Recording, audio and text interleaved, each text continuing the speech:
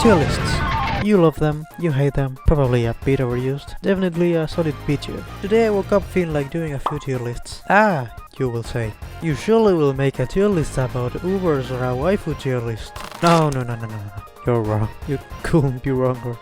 I'll be ranking every single thing that I could think of in Battle.net. That includes rarities, forms, evolution items, chapters, and many more things.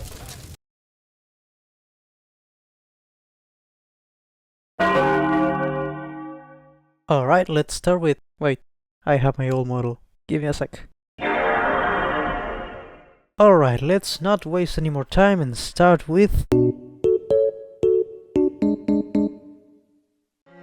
For 20 cat food or 6 after clearing Cats of the Cosmos 1, Cat God will strike all enemies on the field, dealing 3 times your cat cannon's damage.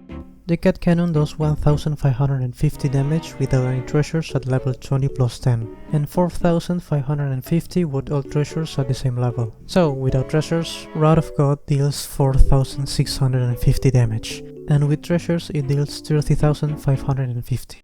The damage is decent considering the point of the game we're in, and it can help in some tough situations, but it's a little too expensive to use constantly, so it strikes in C tier. Normally costing 10 cat food or 3 after clearing Cats of the Cosmos 1, this miracle pushes all enemies back to their base. Honestly, it's pretty underwhelming. You might use it to cheese a level or to save yourself in a difficult situation, but there's practically no real benefit to using it. This one pushes itself into D tier.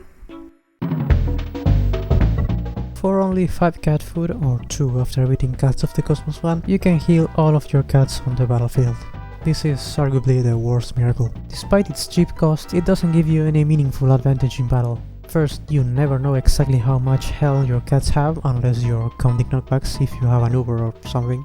And second, if an enemy has already broken through your defenses and it's attacking your main attackers, you're essentially screwed, whether you heal your units or not. So unless you're doing some dumb challenge requiring just one unit, this is useless. It may heal its emotional damage, but it still sits at D tier.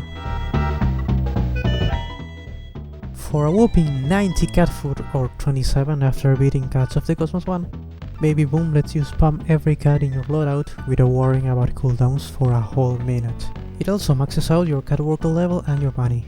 This isn't just a miracle, it's the miracle. Being able to spam every cat in your loadout is insane. It's expensive, yes, but Cat God's generosity makes this miracle free when you buy him. So you can use Baby Boom strategically to beat any difficult level, especially Chapter 3's moon. For even more value, you can use Wallet Cat combos to increase your max money, and since Baby Boom ignores speed ups, you can double or even triple the miracle's duration if you have the Golden Cat Pass. Despite its high cost, it's an extremely powerful miracle, spamming itself in S tier.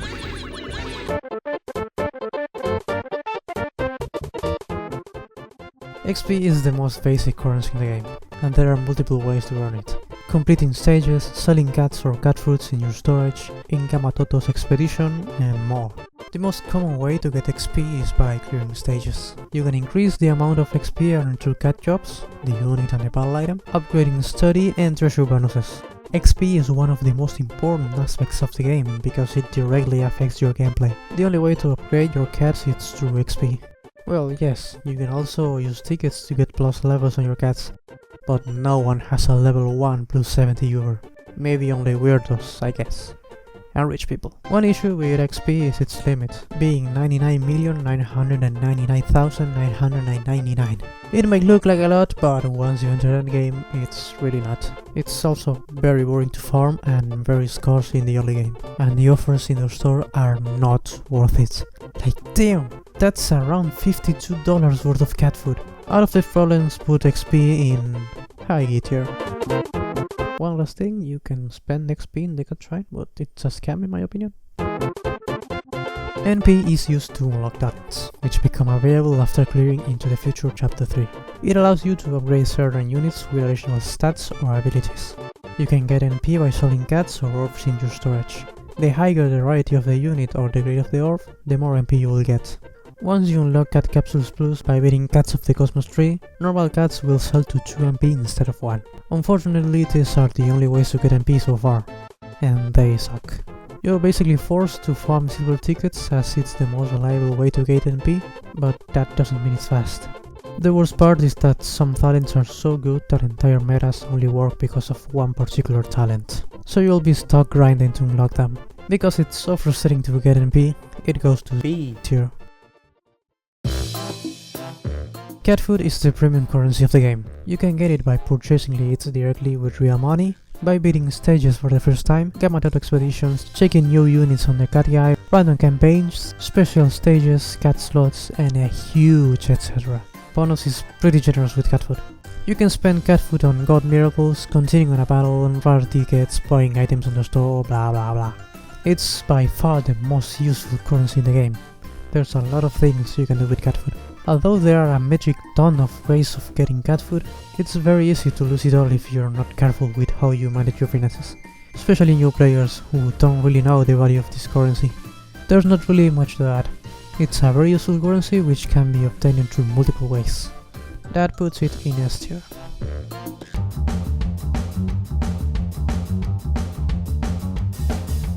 We'll rush through this one. Catmins can be obtained by purchasing them in the store or by opening specific gacha. Extremely good to farm stages with cooldown on some Catmin stages. A tier. The only one you should use to speed up Behemot as the stages it allows to place are not that good. C tier. The best to use in Catmin stages. Never use this to speed Behemot, that's dumb. S tier. I'm not really sure if this is the currency, but this is my video. You can get leaderships by beating a level for the first time, as a user rank reward, as a random drop of the cat fortune, or by logging in the game every 20 seconds of every month. It fills your energy and it can exceed your energy limit.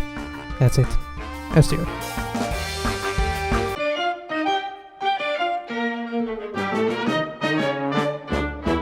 A solid start to the game. The difficulty is fairly balanced, not so easy that it gets boring, but not so hard that it becomes frustrating, aside from one particular stage. It does a great job of introducing players to the game's mechanics, and the rewards for the missions are good enough to keep you playing. The only real downside for this chapter, and honestly all of them, is the treasure system. They are essential for progressing, so if you get stuck on a level, you'll need to replay previous stages for a chance to get a superior treasure to finally beat it. This can take multiple attempts since getting treasure relies completely on RNG, and sometimes luck just isn't on your side. However, the game does offer ways to help you with this, such as half energy events and treasure festivals. Also, items like Treasure Radar and Golden CPU exist. Another thing about treasures in this chapter is that they're incredibly useful. Different from later chapters, these treasures focus more on utility, like reduce unit cooldowns, increase the cat base HP or damage of the cannon, increase the amount of mana you can store, etc. A mechanic exclusive to this chapter is that unit prices change. They are 33% cheaper in chapter 1, normal in chapter 2, and 33% more expensive in chapter 3. As for the bosses of the 3 months, they're fine. I actually find them a bit too easy.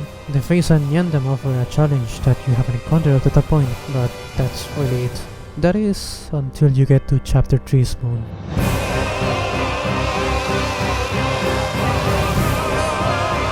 That's right, just because the game can, the final boss you will face is a 400% magnification bonbon. At this point, you're going to lose. A lot. And for 2 main reasons. First, your treasures probably are maxed out, and second, you don't really know what you're doing yet. It's likely that your strategy isn't great, and you're using a loadout that looks like this.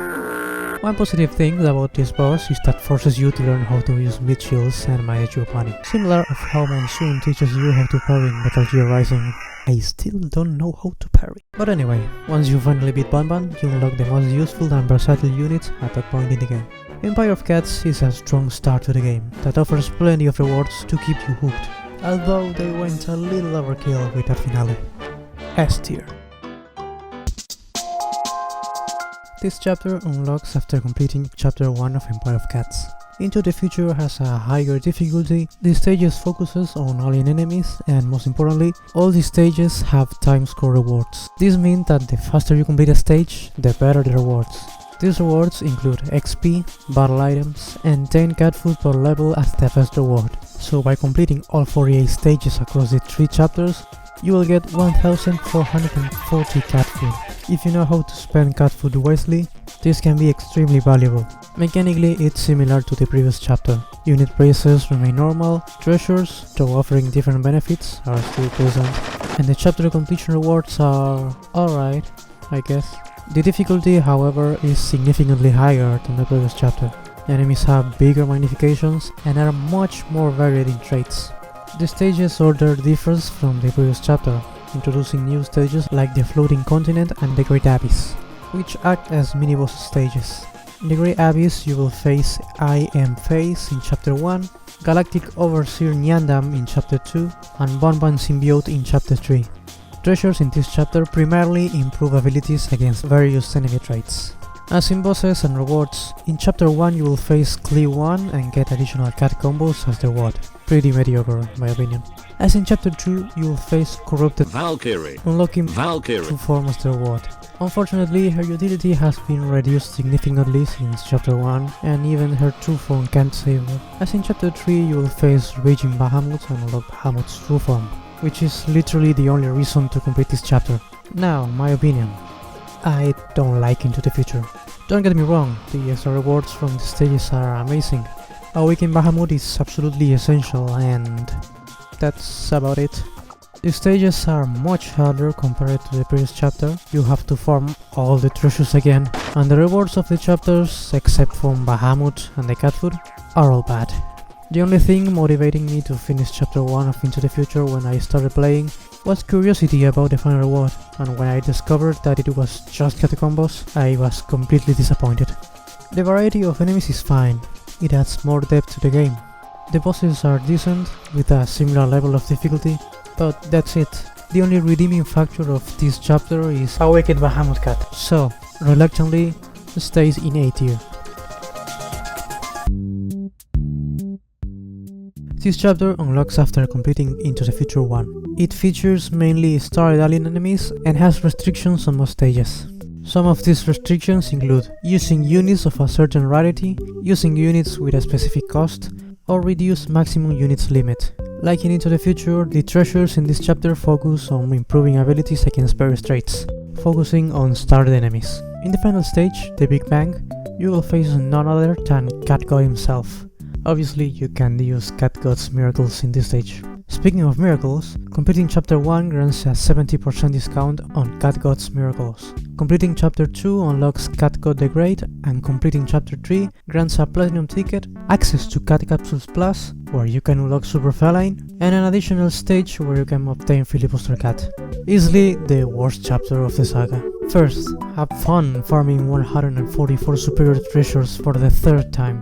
Worse still, the treasures are the best thing this chapter has to offer, because the rewards are some of the most mid things that are humanly possible, especially considering that this chapter isn't exactly easy. At least treasures are a good way to nerf starred aliens, reducing them from a significant threat to a complete joke. You don't believe me about rewards? Check this out. Chapter 1 reward, completely redundant. Chapter 2 reward, completely useless except for literally one level. Chapter 3 reward, completely useless throughout the whole game, except for the platinum ticket only if you are lucky enough. For some reason, the difficulty reward ratio in the main saga is completely unbalanced. The easier the difficulty, the better the rewards, but the harder the difficulty, the worse the rewards. What I'm trying to say here is that Cats of the Cosmos is, in my opinion, the worst chapter in the Battle Cats. It's frustrating at times, the rewards are not worth it, and worst of all, there's treasure farming. D tier.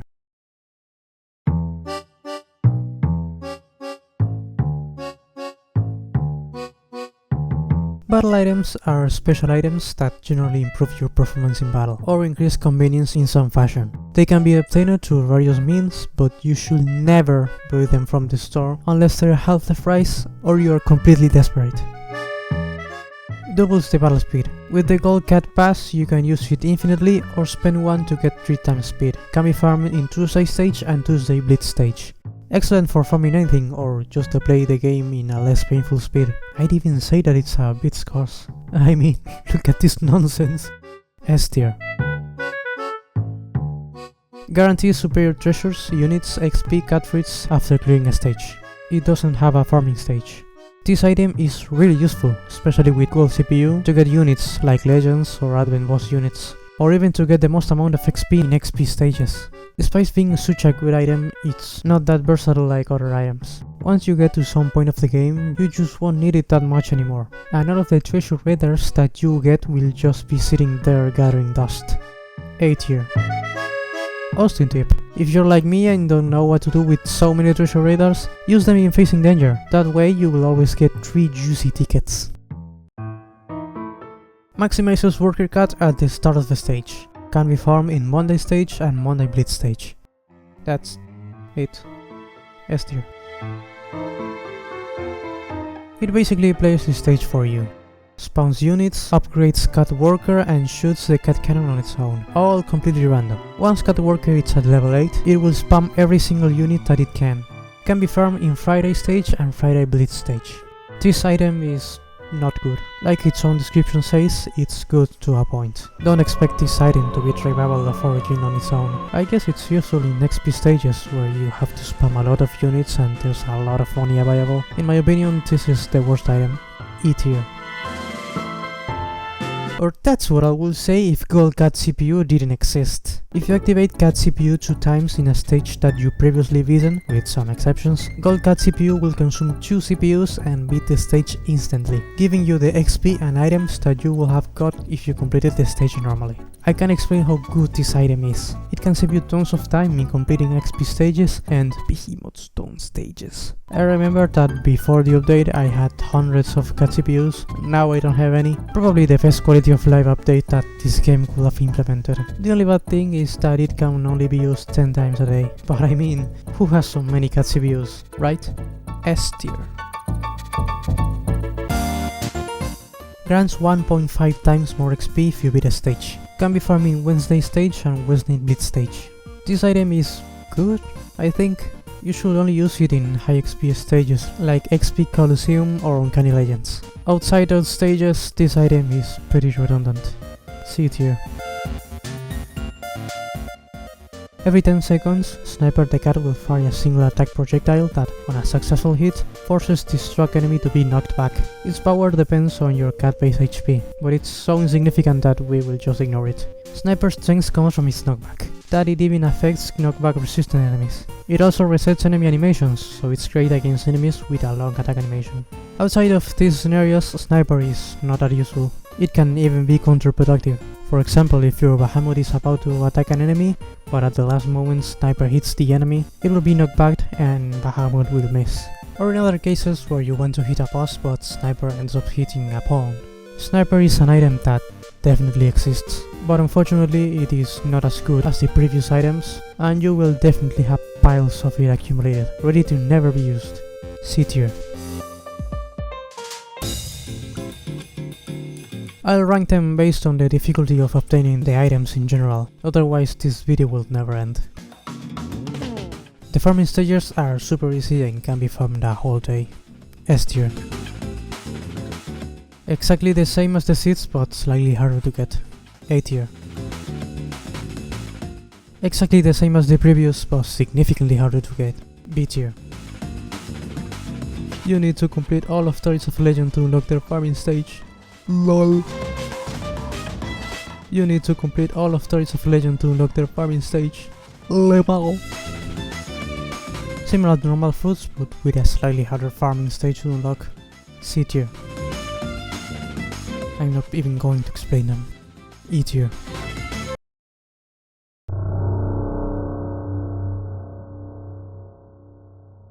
I've got only one word for Behemot stones. Hate.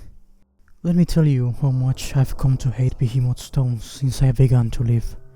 There are 36.44 trillion cells that fill the entirety of my complex organism. If the word hate was engraved on each nanoangstrom of those hundreds of billions of cells, it will not equal to 1/1,000,000th of the hate I feel for Behemot stones at this micro instant. For them, hate. Allow me to explain to you why I hate Behemot stones so much. So, they're an item that is used to evolve units, just like Catfruits, right? Well, there's a difference between these two. The difference is that Behemot stones cannot be farmed. The stages where they can be obtained only appears literally 3 times per day and can only be beaten once. And if you want to get the best odds to get more stones in a single stage, you have to beat 19 literal stages 3 times. And you know that some evolutions require Behemot gems. This is like normal Catfruits in the sense that you need multiple other items to create another item. You only need 5 seeds to create a Catfruit. Do you know how many Behemot stones you need to create a gem? 10. 10 entire stones! Oh, and by the way, some stones are harder to get than others. Why? Because f*** you. Good luck getting a yellow Behemot gem. And don't even get me started on the epic stone. 1000 energy for a single level? Absolutely ridiculous. I hate these things so much that they deserve their own tier.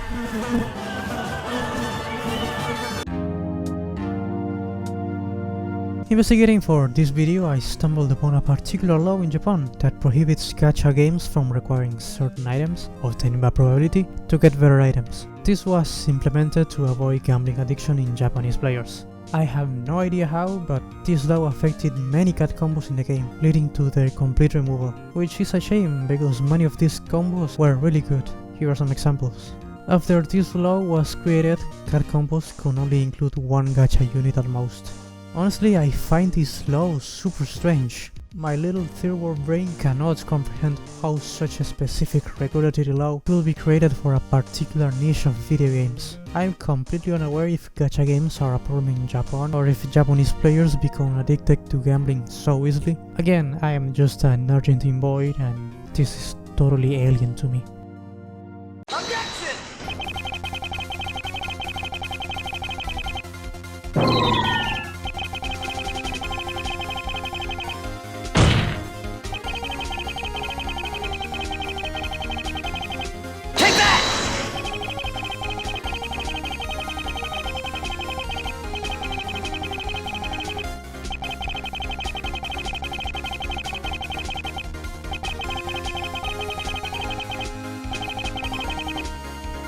E tier. This is what the final tier looks like. I can't wait to upload it in the Gacha subreddit without context. Remember that all of this is my opinion. You can leave yours, in a civilized way, in the comment section. Anyway, I was Austin. See you in like 6 months or something.